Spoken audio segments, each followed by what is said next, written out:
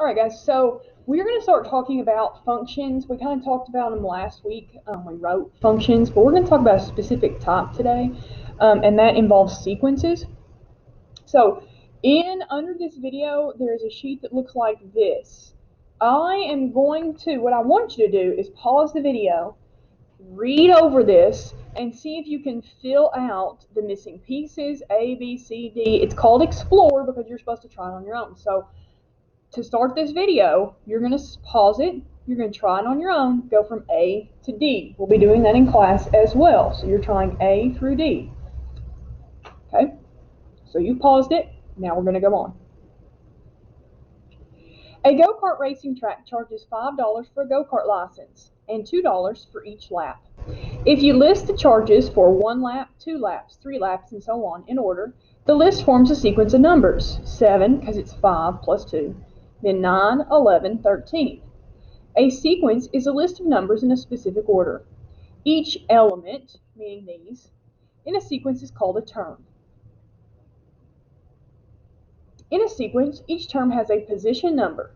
In the sequence 7, 9, 11, 13, the second term is 9, so its position number is 2. The cost term of riding a go-kart for different laps position is shown below. Complete the table. This does go in order. 1, 2, 3, 4, 5, 6. And they've kind of given us these. 7, 9, 11, 13, add 2, 15, 17. This is the domain, this is the range. We talked about that last week. You can use the term and position number of a sequence to write a function using function notation. So f of 2 equals 9, indicates that the second term is 9. Use the table to complete the following statements. You should have already done this. F of 1, the first number, the first term is 7. F of 3, 11. F of 6, 17. F of what is 13? Here's 13, so 4. And F of what is 15? F of 5. Identify the domain of the function. This is tells us what the domain is. It is 1, 2, 3, 4, 5, 6. It is actually any whole number. Any whole number. Okay, and then the range. 7, 9, 11, 13, 15, 17. Okay, remember domain is x's, range is y's. All right, now it says your turn. Now we're actually going to do some of these. Number 6 says write the first 4 terms of the sequence defined by the explicit rule. That's important. I'll tell you why in a minute. F of n equals n squared minus 5. We are going to create a table in f of n. It says the first 4 terms. That means n needs to be 1, 2, 3, and 4. To find the values that go here, we are going to plug in. So f of 1 equals 1 squared minus 5. You can use a calculator or you can do it in your head, because 1 squared is 1, minus 5 is negative 4. But just to show you, in case you need to use a calculator, 1 squared minus 5 is negative 4. And we'll write it right here. Same thing for 2. F of 2 equals 2 squared minus 5. 2 squared is 4, minus 5 is negative 1. F of 3.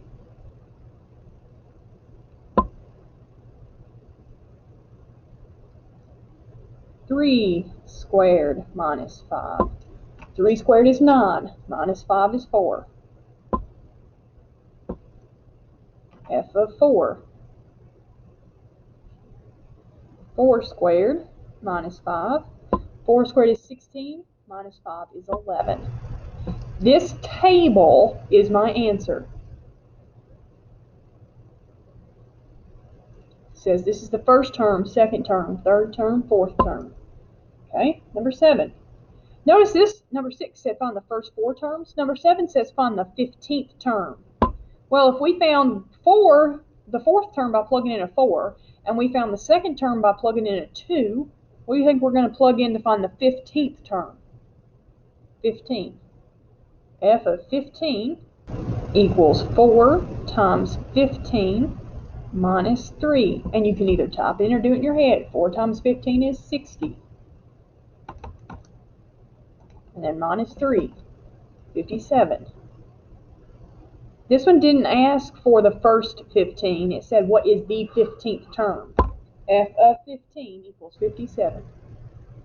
Put this to the side. If you are writing in your notebook, you are writing on page 30. I should have told you that at the beginning, and I'm sorry I didn't. We're going to go ahead and glue this in. All right, page 30 is 4.1, identifying and graphing sequences.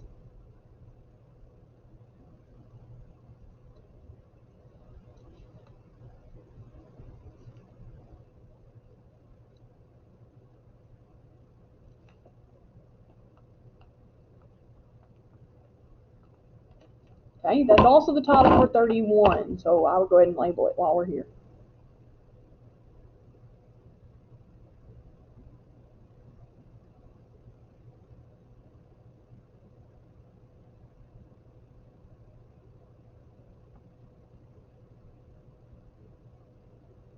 So it's also 31.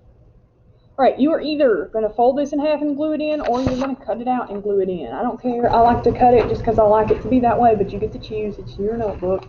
As long as it's on 30, I don't care. So I'm going to cut anything I didn't write on.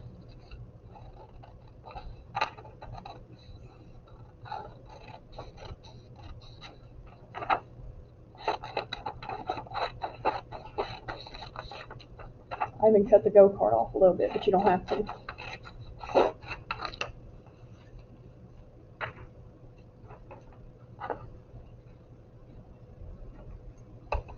Glue it in. It's going to hang off a little bit, depending on if you glued it in or whatever you need to do to get it on that page. Mine hangs off a little bit, so I'm just going to fold it up. If you, of course, didn't have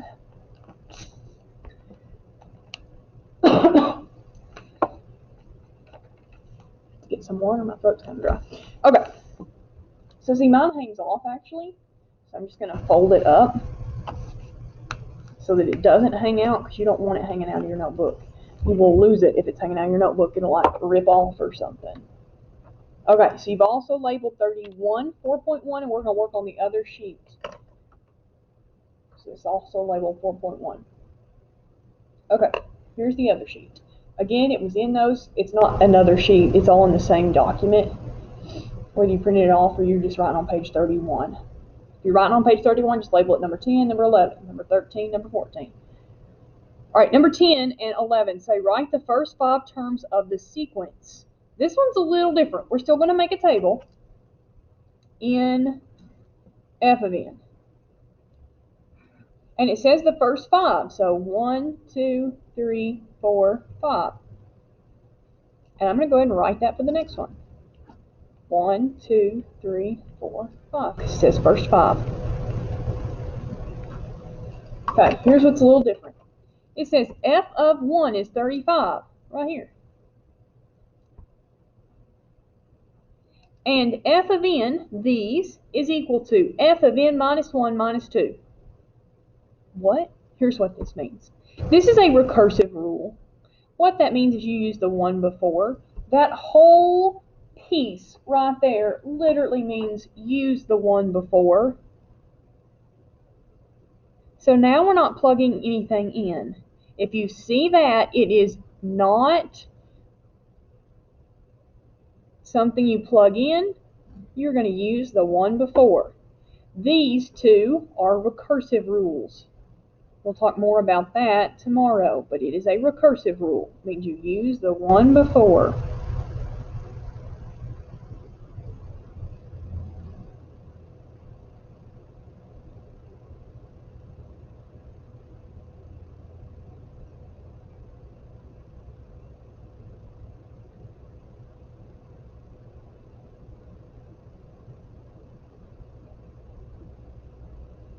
Okay, so what this says is you use the one before, here's 35, that's the first one we start with, and subtract 2.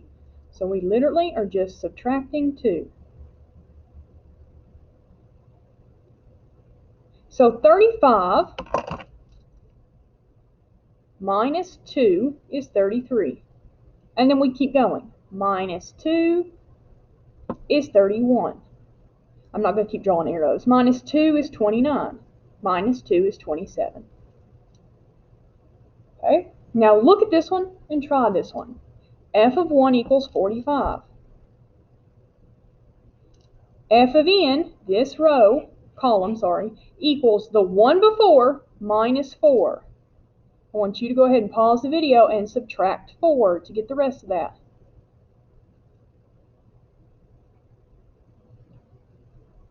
(45) minus 4 is 41.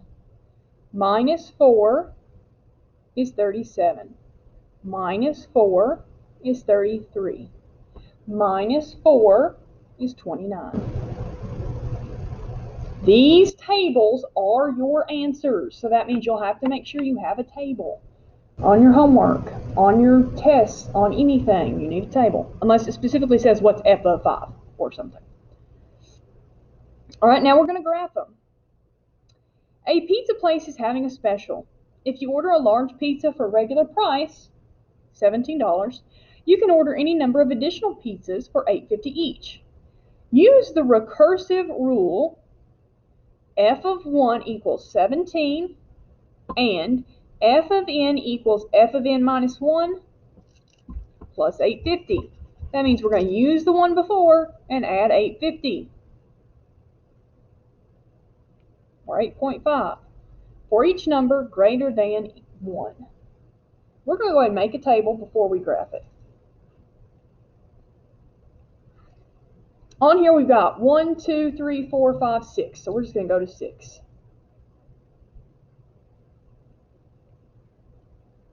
Okay, f of n, we got to figure those out. The first one is 17. To get to the next one, we are going to add 850.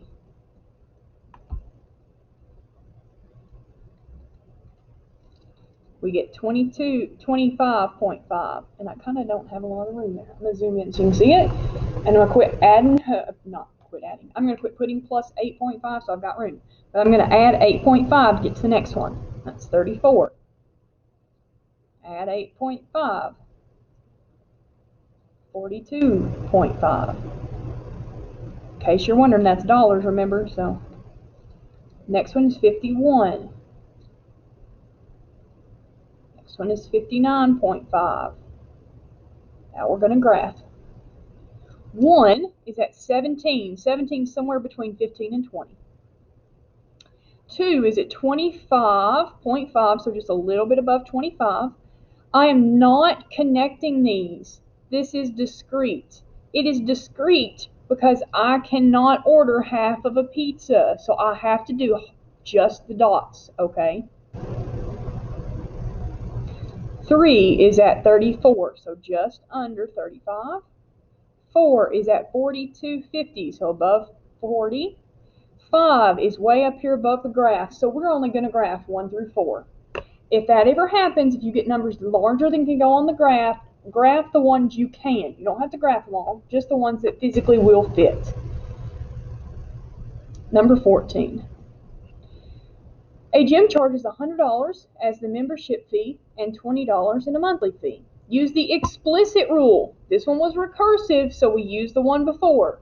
This one is explicit, so you plug in. We're going to write that down in a minute.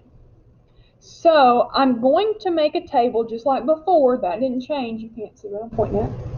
We're going to make a table of 1 to 6.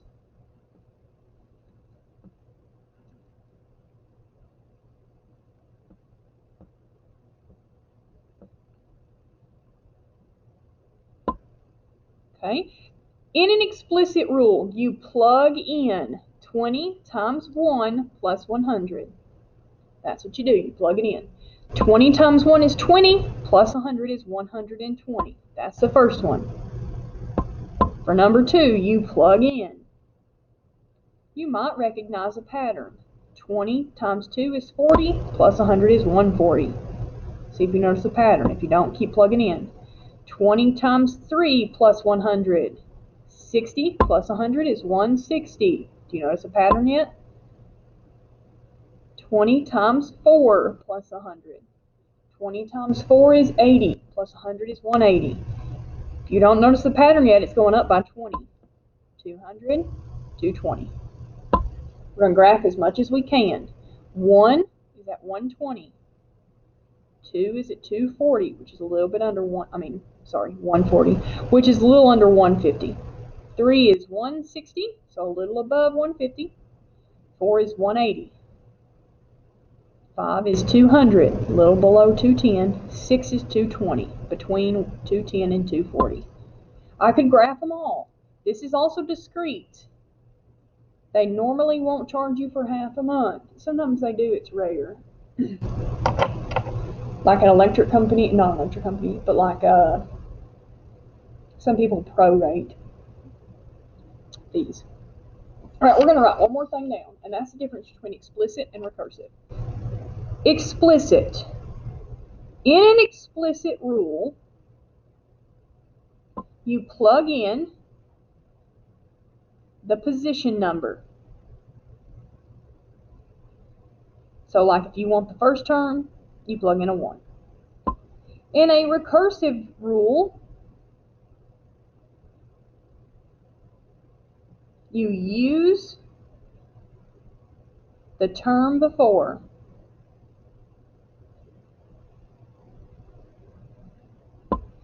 Okay? Which means you might have to go quite a ways because you have to keep using the one before and the one before and the one before. Okay? Alright. We are going to cut this, or you're going to fold it. You remember, get to choose what you want to do, but we're putting it on page 31.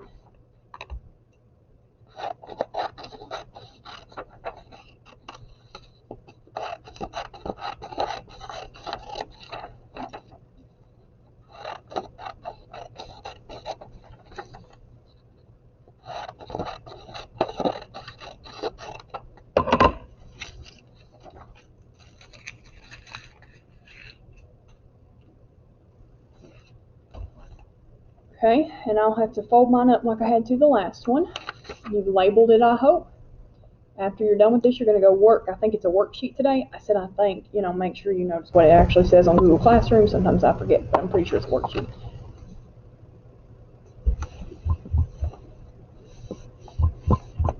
Okay.